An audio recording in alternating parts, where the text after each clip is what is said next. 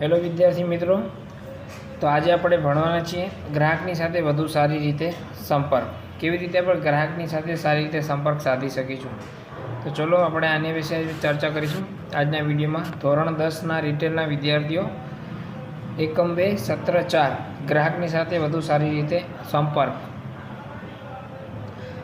તો પહેલાં તો આપણે સંપર્કના પ્રકાર જોઈએ કે કયા કયા છે. તો એમાં પહેલું છે ટોપ ડાઉન દૃષ્ટિકોણ. દૃષ્ટિકોણ એટલે આપણો જોવાનો નજરિયો, આપણે કયા દૃષ્ટિકોણથી કયા એંગલથી જોઈએ છીએ. તો જોઈએ દૃષ્ટિકોણ, જોવાનો નજરિયો. ટોપ ડાઉન દૃષ્ટિકોણ ઐતિહાસિક રૂપથી ઘણા લોકપ્રિય ટોપ ડાઉન દૃષ્ટિકોણ રાષ્ટ્રીય સ્તરના મંત્રાલયોની સાથે કામ કરવા પર ધ્યાન કેન્દ્રિત કરવામાં આવ્યું છે, જેથી બિનજરૂરી અથવા અક્ષમ નિયમોને ઓળખવા અને પૂરા કરવા અને કાર્યક્ષમ રીતે વિકાસ અને ભવિષ્યના નિયમોના અમલીકરણને સુનિશ્ચિત કરી શકાય છે.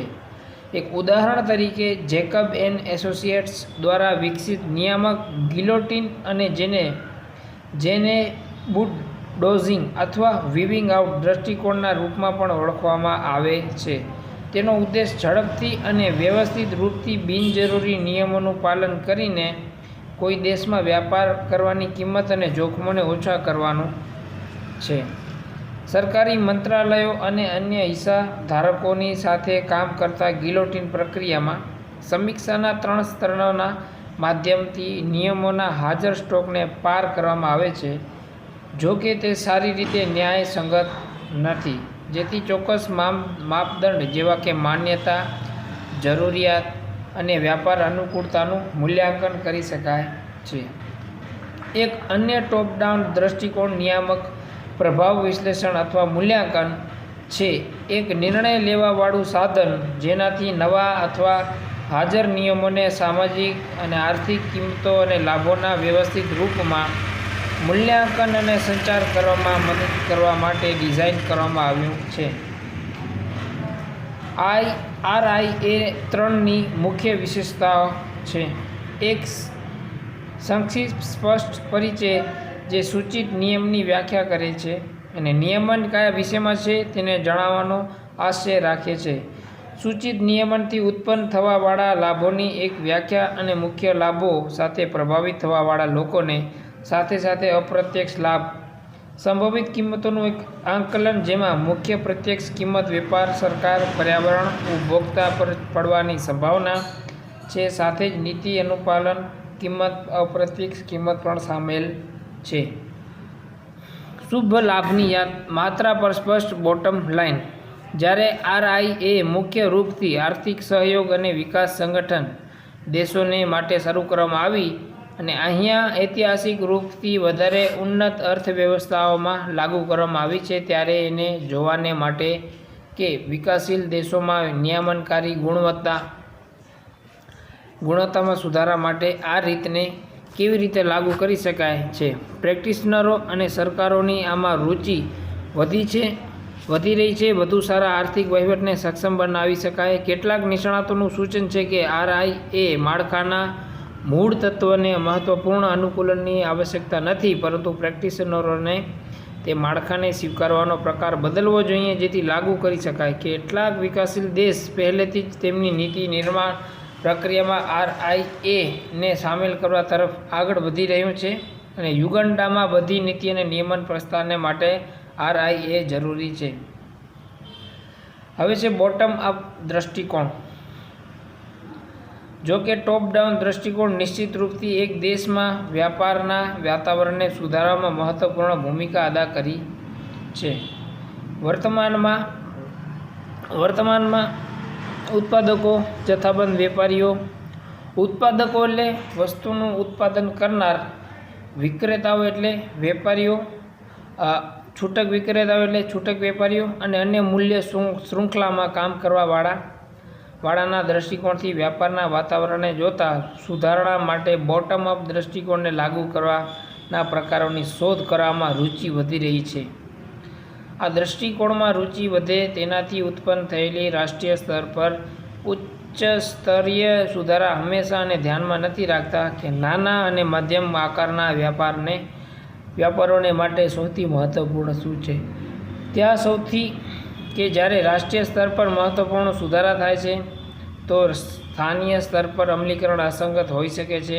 મુખ્ય શૃંખલાનો ઉપયોગ સુધારણા માટે પ્રાથમિકતા આપવા અને સમર્થન આપવા માટે એક રૂપરેખાના રૂપમાં પારંપરિક ટોપ ડાઉન સુધારણા પ્રવૃત્તિઓને પૂરક બનાવવાની અસરકારક રીત છે, જેવી કે નિયમનકારી ગિલોટન RIA બોટમ અપ વ્યવસાય પર્યાવરણ સુધારા પ્રવૃત્તિઓ પ્રાંતીય અને સ્થાનીય સાથે રાષ્ટ્રીય સ્તરના સુધારાનો દેખાવ કરવાને માટે એક મુખ્ય શૃંખલાના લેન્સનો ઉપયોગ કરે છે, જે કોઈ વિશેષ મૂલ્ય શૃંખલામાં ઉદ્યમોને પ્રતિકૂળ રૂપથી પ્રભાવિત કરવાવાળા નિયમન પર્યાવરણના આ પાસાઓને વધુ સારું બનાવે છે.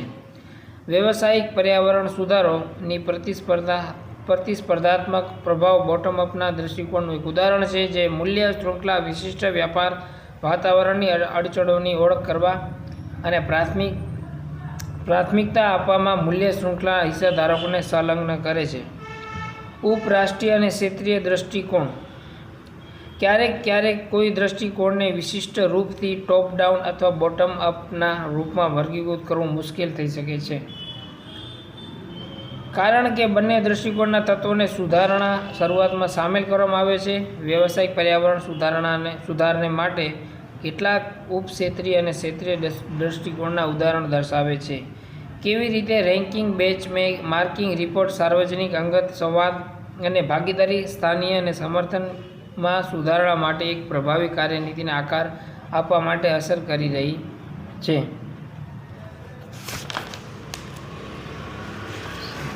તો આપણે આમાં વાત કરી, 3 વસ્તુ આમાં જોઈ. સંપર્કના પ્રકાર જોયા, સંપર્કના 3 પ્રકાર જોયા. એક તો ટોપ ડાઉન દૃષ્ટિકોણ, ટોપ ઊંચું અને ડાઉન નીચું, ઊંચું નીચું દૃષ્ટિકોણ. બીજું હતું બોટમ અપ દૃષ્ટિકોણ, બોટમ એટલે ઊંડું દૃષ્ટિકોણ. ત્રીજું હતું ઉપરાષ્ટ્રીય અને ક્ષેત્રીય દૃષ્ટિકોણ.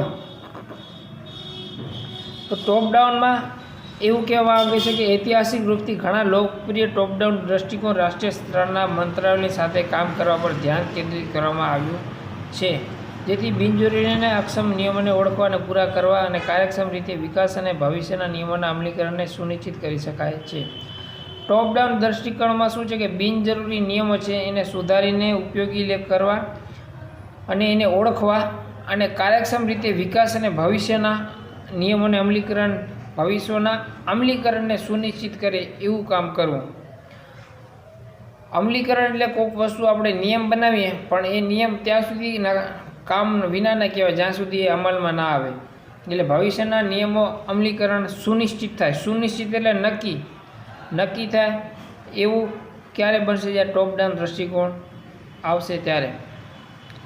તો આથી ઐતિહાસિક રૂપથી ઘણા લોકપ્રિય ટોપ ડાઉન દૃષ્ટિકોણ રાષ્ટ્રીય સ્તરે મંત્રાલયોની સાથે કામ કરવા પર ધ્યાન કેન્દ્રિત કર્યું છે. સરકારી મંત્રાલયોને અન્ય હિસ્સાધારકોની સાથે કામ કરતા ગિલોટીન પ્રક્રિયામાં સમીક્ષાના 3 સ્તરોના માધ્યમથી નિયમોના હાજર સ્ટોકને પાર કરવામાં આવે છે. જોકે તે સારી રીતે ન્યાયસંગત નથી, જેથી ચોક્કસ માપદંડ જેવા કે માન્યતા, જરૂરિયાત, વ્યાપાર અનુકૂળતાનું મૂલ્યાંકન કરી શકાય છે. એક અન્ય ટોપ ડાઉન દૃષ્ટિકોણનું બીજું નિયામક વિશ્લેષણ એવું કહેવામાં આવે છે કે એક નિર્ણય લેવાવાળું સાધન જેનાથી નવા અથવા હાજર નિયમોને સામાજિક અને આર્થિક કિંમતો અને લાભોના વ્યવસ્થિત રૂપમાં મૂલ્યાંકન અને સંચાર કરવામાં મદદ કરવા માટે ડિઝાઇન કરવામાં આવ્યું છે. બીજું એમ કહેવા માંગે છે કે એક ટોપ ડાઉનની એક અન્ય માન્યતા વિશ્લેષણ અને મૂલ્યાંકન કે એવું નિર્ણય લેવાવાળું સાધન જેનાથી નવા અથવા હાજર નિયમોને સામાજિક આર્થિક કિંમતો અને લાભોના વ્યવસ્થિત રૂપમાં મૂલ્યાંકન અને સંચાર કરવામાં મદદ કરવા માટે ડિઝાઇન કરવામાં આવ્યું છે. બીજા એના 3 મુખ્ય વિશેષતાઓ છે. એક સંક્ષિપ્ત સ્પષ્ટ પરિચય જે સૂચિત નિયમની વ્યાખ્યા કરે છે. સંક્ષિપ્ત એટલે નાનું, સૂચિત સ્પષ્ટ એટલે ક્લિયર ચોખ્ખું, પરિચય જે સૂચિત નિયમનની વ્યાખ્યા કરે છે કે નિયમન કયા વિષયમાં છે તેને જાણવાનો આશય રાખે છે. સૂચિત નિયમનથી ઉત્પન્ન થવાવાળા લાભોની એક વ્યાખ્યા અને મુખ્ય લાભો સાથે પ્રભાવિત થવાવાળા લોકોને સાથે સાથે અપ્રત્યક્ષ લાભ. અપ્રત્યક્ષ લાભ કોઈ સાથે સીધો સંવાદ થતો અને સીધો ફાયદો થતો તેને પ્રત્યક્ષ કહેવાય, અને પરોક્ષ એટલે કોઈના દ્વારા કોઈના થ્રુ લાભ થતો તો તેને અપ્રત્યક્ષ કહેવાય. સૂચિત નિયમનથી ઉત્પન્ન થવાવાળા લાભની એક વ્યાખ્યા અને મુખ્ય લાભો સાથે પ્રભાવિત થવાવાળા લોકોને સાથે સાથે અપ્રત્યક્ષ લાભ છે. સંભવિત કિંમતોનું એક આંકલન જેમાં મુખ્ય પ્રત્યક્ષ કિંમત વેપાર, સરકાર, પર્યાવરણ અને ઉપભોક્તા પર પાડવાની સંભાવના છે. સાથે જ નીતિ અનુમાન કિંમત અને અપ્રત્યક્ષ કિંમત પણ સામેલ છે. ઉપભોક્તા એટલે ગ્રાહક જ. ઉપભોક્તા એટલે ગ્રાહક જ કહી શકાય, એનો સામાન્ય અર્થ પણ કહી શકાય, પણ સામાન્ય એમાં ભેદભાવ છે. ગ્રાહક કોઈ પણ વસ્તુ વાપરી શકે, જ્યારે ઉપભોક્તા ફિક્સ નક્કી જ એક જ વસ્તુનો ઉપયોગ કરતો હોય એને ઉપભોક્તા કહેવાય. આમ ગ્રાહક અને ઉપભોક્તા એક જ, પણ સામાન્ય નજીવો ફેરફાર છે. પણ આપણને ચોપડીમાં એમ સ્પષ્ટ દર્શાવ્યું નથી કે આવો ફેરફાર જાણવું જરૂરી હમણાં નથી લાગતું. એટલે ભવિષ્યમાં તમે આગળ ભણશો એટલે તમને ધીમે ધીમે ખ્યાલ આવશે કે ઉપભોક્તા અને ગ્રાહકમાં શું ફેરફાર. છતાંય હું કહી દઉં છું, ગ્રાહક એટલે આજે જે કોલગેટ કેટલા પ્રકારની અલગ અલગ પ્રકારની છે. Colgate, Pepsodent, Maxfresh, Colgate strong teeth, Colgate Cibaca, આના સિવાય પંતંજલિની કોલગેટ વગેરે, આયુર્વેદિક વગેરે વગેરે. આ બધી કોલગેટોનો કોઈક ઉપયોગ કરે તો એને ગ્રાહક કહેવાય. પણ ઉપભોક્તા કોઈ એક જ કોલગેટ પકડી રાખે, કોલગેટ સ્ટ્રોંગ ટીથ જ વાપર્યું છે તો એને કોઈ એક જ બ્રાન્ડ વાપરે છે, એક જ વસ્તુ વાપરે છે તો એને ઉપભોક્તા કહેવાય. આમ ગ્રાહકની અંદર ઉપભોક્તા આખે આખો આવી જાય, કેમ કે ઉપભોક્તા એ પણ ગ્રાહક જ છે, એ વસ્તુ લઈને જ ખરીદે છે. પણ ચલો આપણે આટલા ઊંડા ભારે જ્ઞાનની જરૂર નથી આ ધોરણ 10ના વિદ્યાર્થીઓમાં રિટેલમાં. એટલે આપણે ખાલી એટલું જ સમજીએ કે ઉપભોક્તા અને ગ્રાહક એક જ માણસ છે, અલગ નથી. અને છતાંય મેં તમને ભેદ કહી દીધું છે બેનું. હવે આપણે આગળ જોઈએ. જ્યારે આરઆઈએ મુખ્ય રૂપથી આર્થિક સહયોગ અને વિકાસ સંગઠન દેશોને માટે શરૂ કરવામાં આવી છે, અહીંયા ઐતિહાસિક રૂપથી વધારે ઉન્નત અર્થવ્યવસ્થામાં લાગુ કરવામાં આવી છે, ત્યારે તેને જોવાને માટે વિકાસશીલ દેશોમાં નિયમનકારી ગુણવત્તામાં સુધારણા માટે આ રીતને કેવી રીતે લાગુ કરી શકાય છે, પ્રેક્ટિશનરો સરકારોની આમાં રુચિ વધી રહી છે. હવે બોટમ અપ દ્રષ્ટિકોણ. બોટમ અપ એટલે ઊંડું દ્રષ્ટિકોણ. આપણે એની પહેલાં જોયું ઊંચું નીચું દ્રષ્ટિકોણ, હવે જોઈએ છીએ બોટમ અપ દ્રષ્ટિકોણ. જો કે ટોપ ડાઉન દ્રષ્ટિકોણ નિશ્ચિત રૂપથી એક દેશમાં વેપારના વાતાવરણને સુધારવામાં મહત્વપૂર્ણ ભૂમિકા અદા કરી શકે છે.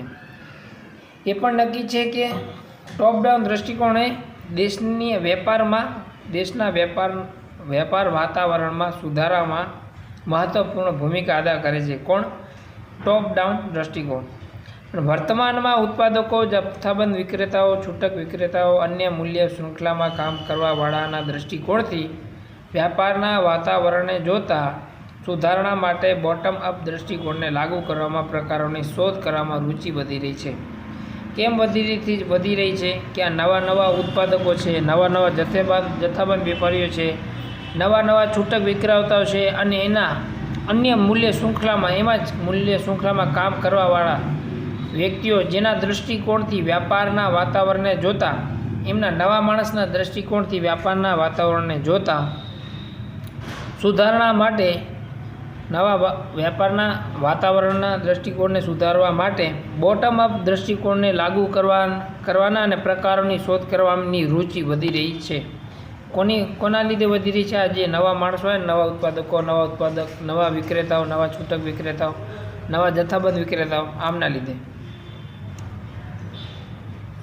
હવે ઉપરાષ્ટ્રીય અને ક્ષેત્રીય દૃષ્ટિકોણ. આ ત્રીજું. ક્યારેક કોઈ દૃષ્ટિકોણને વિશિષ્ટ રૂપથી ટોપ ડાઉન અથવા બોટમ અપના રૂપમાં વર્ગીકૃત કરવાનું મુશ્કેલ થઈ શકે છે. ક્યારેક બોટમ અપ અને ટોપ ડાઉન આ બે દૃષ્ટિકોણ વર્ગીકૃત કરવાનું, કે કયો બોટમ અપમાં આવે ને કયો ટોપ ડાઉનમાં આવે, આ વર્ગીકૃત કરવું મુશ્કેલ થઈ શકે છે. કારણ કે બંને દૃષ્ટિકોણના તત્વોને સુધારણા શરૂઆતમાં સામેલ કરવામાં આવે છે.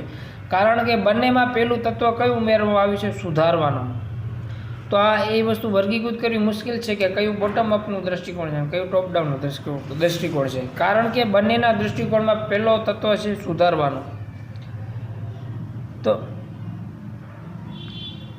વ્યવસાયિક પર્યાવરણ સુધારને માટે કેટલાક ઉપક્ષેત્રીય અને ક્ષેત્રીય દૃષ્ટિકોણના ઉદાહરણ દર્શાવે છે કે કેવી રીતે રેન્કિંગ અને બેન્ચમાર્કિંગ રિપોર્ટ સાર્વજનિક અંગત સંવાદ અને ભાગીદારી અને સ્થાનીય સમર્થનમાં સુધારા માટે એક પ્રભાવી કાર્યનીતિને આકાર આપવા માટે અસર કરી છે.